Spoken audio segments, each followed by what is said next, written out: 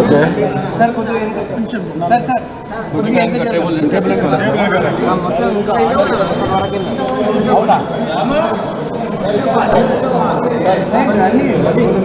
Okay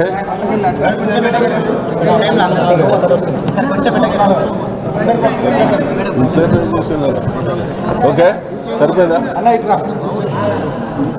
రండి sir.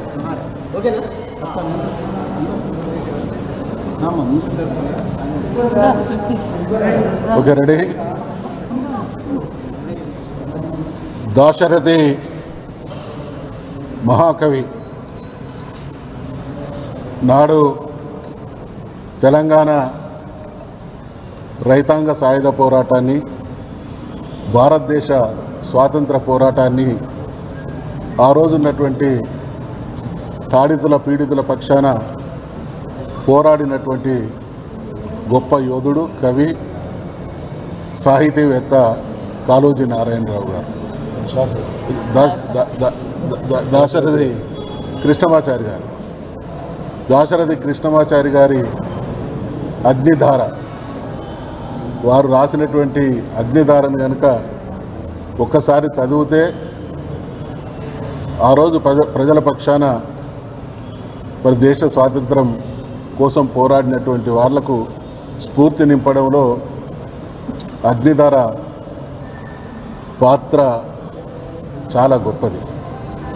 మనమందరం అలవోకగా పాడుకునేటువంటి పాట ఆ చల్లని సముద్ర గర్భం దాచినపడ బాణలమెంతో ఆ నల్లని ఆకాశంలో కానరాని భాస్కరులెందరూ అని అంటూ అంటూ అంటూ అంటూ అన్నార్థులు అభాగ్యులుండని ఆ నవయుగం మదెంత దూరం కరువంటూ కాటకమంటూ కానరాని కాలాలెప్పుడు అన్నటువంటి మహాకవి ప్రజల పక్షాన ప్రజల బాధలను చిత్రీకరించడంలో, ప్రజల్ని చైతన్యపరచడంలో మహాకవి దాశరథి కృష్ణమాచారి గారు పోషించినటువంటి పాత్ర అద్భుతం. వ్యక్తిగతంగా నేను అదృష్టవంతుని. వారు ఒక రకంగా మా నాయనగారికి గురువు. ఆ రోజు ఉండేటువంటి రాజ్యం కళాకారులని, ప్రజల పక్షాన పోరాడేటువంటి వాళ్ళ మీద అనేక రకాలైనటువంటి దిగ్బంధం కొనసాగిస్తున్నటువంటి తరుణంలో మహబాద్ ప్రాంతంలోని చిన్నగూడూరుకు సంబంధించినటువంటి కాళోజీ నారాయణరావు గారు మా ఊరు పక్కనటువంటి కవికొండ అనేటువంటి గ్రామంలో ఆశ్రయం పొందడం జరిగింది. మా ప్రాంతంలో అనేక మందికి స్ఫూర్తినిచ్చినటువంటి మహానుభావుడు మన దాశరథి కృష్ణమాచారి గారు. మనందరికీ కూడా తెలుసు, నిజామాబాద్ జైలు గోడల పైన బొగ్గుతో రాసినటువంటి రాతలు, రాచరిక వ్యవస్థను చీల్చి చెండాడినటువంటి మహాకవి మన దాశరథి కృష్ణమాచారి గారు. వారు మనందరికి కూడా స్ఫూర్తిదాయకం. దాశరథి గారు అన్నటువంటి ఒక మాటను స్ఫూర్తిగా తీసుకున్నటువంటి మన ముఖ్యమంత్రి వర్యులు, నా తెలంగాణ కోటి రతనాల వీణ అని దాశరథి గారంటే, నా తెలంగాణ కోటి ఎకరాల మాగాన అని అనడమే కాదు, దాన్ని సాఫల్యం చేసినటువంటి మహానాయకుడు కేసీఆర్ గారు. దానికి స్ఫూర్తి దాశరథి గారు. ఇవాళ మరి కేసీఆర్ గారు తెలంగాణ సాధనోద్యమంలో తెలంగాణ సాధించుకున్న తర్వాత, తెలంగాణ రాష్ట్రం ఏర్పడ్డ తర్వాత, ముఖ్యమంత్రిగా వారు పదవీ బాధ్యతలు స్వీకరించిన తర్వాత కాళోజీ గారి పేరిట అవార్డును 2015 నుంచి మనం ఇప్పటి వరకు దాశరథి గారి పేరిట అవార్డును కొనసాగిస్తూ ఉన్నాం. అంటే దాశరథి గారిని తెలంగాణ ప్రభుత్వం, కేసీఆర్ గారు ఎంత స్ఫూర్తిగా తీసుకున్నారో ఇందుకు నిదర్శనం. కాబట్టి ఆ మహానుభావుడి జయంతి సందర్భంగా వారికి మరొక్కసారి మనందరి తరఫున తెలంగాణ జాతి పక్షాన, తెలంగాణ ప్రజల గుండెల్లో శాశ్వతంగా ఉంటాడు అనేటువంటి విషయాన్ని మనం చేస్తాం. జోహార్ దాశరథి రంగాచారి గారు. జోహార్ దాశరథి గారు. 99 సంవత్సరాలు అయిపోయి 100 సంవత్సరాలు అడుగు పెడుతున్న సందర్భంగా వారికి ఘనమైన నివాళులు అర్పిస్తూ నేను సాంస్కృతిక శాఖ మంత్రిగా ఉన్నప్పుడు వారి కుటుంబ సభ్యులను కూడా పిలిపించి సత్కారం చేస్తున్నప్పుడు ఒక దాశరథి గారే కాదు, తెలంగాణలో ఎంతోమంది వైతాళికులను సన్మానం చేసి సత్కారం చేసి అవార్డులు ఇవ్వడం అనేది నిజంగా కేసీఆర్ గారే ముఖ్యమంత్రి కాకపోతే మాకు ఇవి జరిగేటివా? తెలంగాణ రాకపోతే మాకు ఈ సత్కారాలు ఉండేటివా? మరుగున పడి మమ్మల్ని ఇంత పెద్ద కవిత్వం ఉన్న ఎంతోమంది కవులను కూడా ఎక్కడ కూడా వెలుగులోకి తీసుకురాకుండా తెలంగాణలో కవులే లేరన్నట్లు భావన జరిగేది. కేసీఆర్ వచ్చిన తర్వాతనే, కేసీఆర్ గారు ముఖ్యమంత్రి అయిన తర్వాతనే, తెలంగాణ తెచ్చిన తర్వాతనే తెలంగాణ ఉన్నటువంటి కవులకు కావచ్చు, కళాకారులకు కావచ్చు, వైతాళికులకు కావచ్చు ఎంతోమందిని అవార్డులు ఇచ్చి సత్కరించుకోవడం అనేది నిజంగా ఎంతో అదృష్టం అని చెప్పి వాళ్ళ కుటుంబ సభ్యులు చెప్పినటువంటిది ఈ సందర్భం గుర్తు చేస్తూ ఉన్నా. ఈరోజు మీరు చూడండి,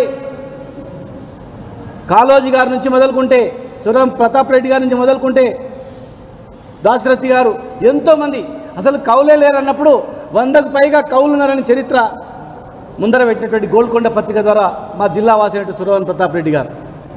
ఆ తర్వాత క్రమంలో అసలు తెలంగాణ భాషనే కాదు, ఇది యాస అని ఎన్నో రకాలుగా, ఇది కవిత్వమే కాదు అని ఎన్నో అవమానాలు ఎదుర్కొన్నారు. కానీ తెలంగాణ వచ్చిన తర్వాతనే మేము తెలంగాణ ఉద్యమంలో కూడా తెలంగాణ నా తెలంగాణ కోటి రతనాల వీల, ఇంకొక కవి ప్రాంతేతరుడు ద్రోహం చేస్తే పొరిమేర దాకా తరిమి కొట్టండి, ఈ ప్రాంతం వారు ద్రోహం చేస్తే ఇక్కడే పాతి పెట్టండి అని ఇలాంటి మహనీయుల కవుల యొక్క వాళ్ళ యొక్క ఆలోచనలతో, వాళ్ళ యొక్క కవిత్వంతోనే తెలంగాణ ఉద్యమం ముఖ్యమంత్రి మాజీ ముఖ్యమంత్రి కేసీఆర్ గారు కూడా ఇలాంటి పుస్తకాలు చదివి వీళ్ళ యొక్క పుస్తకాల ద్వారానే తెలంగాణ వస్తే తప్ప ఈ ప్రాంతం బాగుపడదని తెలంగాణ తెచ్చిన సందర్భం. వచ్చిన తెలంగాణలో కూడా అందరిని సత్కరించుకొని ఈరోజు 100 సంవత్సరాలు అడుగు పెడుతున్నందుకు వారికి ఘనమైనటువంటి నివాళులు అర్పిస్తూ 100 సంవత్సరం ఇంకా ఘనంగా నిర్వహిస్తామని చెప్పి ఈ సందర్భంగా తెలియజేస్తున్నాం. జోహార్ దాశరథ్ గారికి.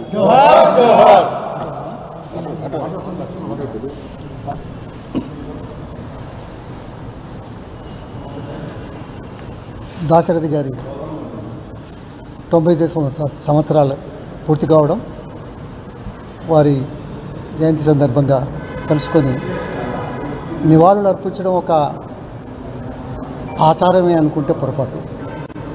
నివాళులు అర్పించడానికి ఆ మహానుభావుడి స్ఫూర్తితో చైతన్యం తీసుకువచ్చిన ప్రాంతం తెలంగాణ.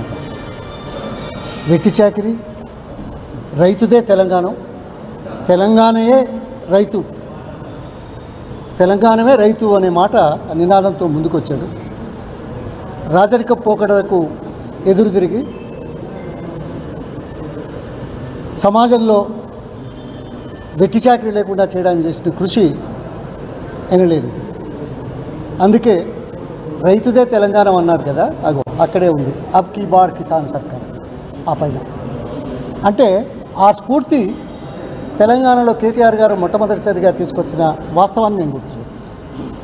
అందుకే ఇటు నీటిపారుదలలో, మిగతా రంగాలలో తెలంగాణను అగ్రగామిగా ఉంచడానికి చేసిన చరిత్ర ఈ 10 సంవత్సరాల్లో ఇది శాశ్వతంగా ఉండిపోతుంది.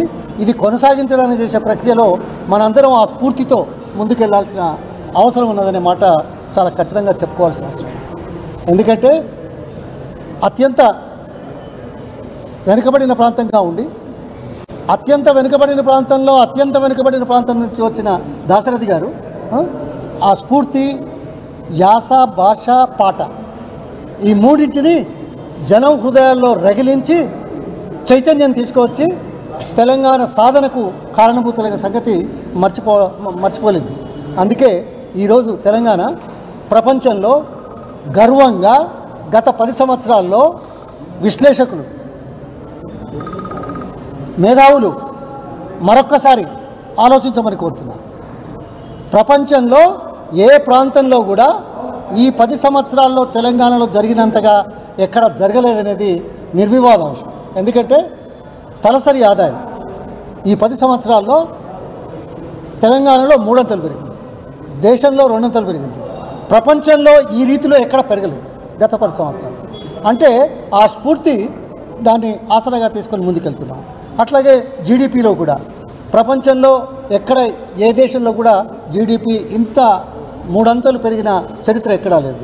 అంటే వెట్టి చాకరి నుంచి విముక్తి చేయడంతో పాటు సమాన అవకాశాలు కల్పించి అందరికీ జీవన ప్రమాణాలు మెరుగుపరచడానికి చేసే ప్రక్రియలో కేసీఆర్ గారు తెలంగాణ ఏర్పడిన తర్వాత ముఖ్యమంత్రిగా తన బాధ్యతలను ప్రపంచం గుర్తించే విధంగా చేసిన సంగతిని ఇక్కడ గుర్తు చేసుకోవాల్సిన అవసరం. ఏదో మాట్లాడతారు రాజకీయాల్లో, ఎన్నికల్లో 10 రోజులు ఏదో మాట్లాడతారు, కానీ తర్వాత వచ్చిన సంగతి విశ్లేషణకు, వివరణకు, డిబేట్లకు స్థానం ఉంటుందా ఈరోజు? లేదు. కానీ దేనికయ్యా రాజకీయాలు, దేనికయ్యా అధికారం? ప్రజల కోసం, ప్రాంతం కోసం, మెరుగుపడిన జీవన విధానాల కోసం చేసే ప్రక్రియ లోపల టీఆర్ఎస్ ప్రభుత్వం, బీఆర్ఎస్ ప్రభుత్వం, కేసీఆర్ గారు ముందడుగు వేశారు. ఇది కొనసాగించాల్సిన అవసరం ఉంది.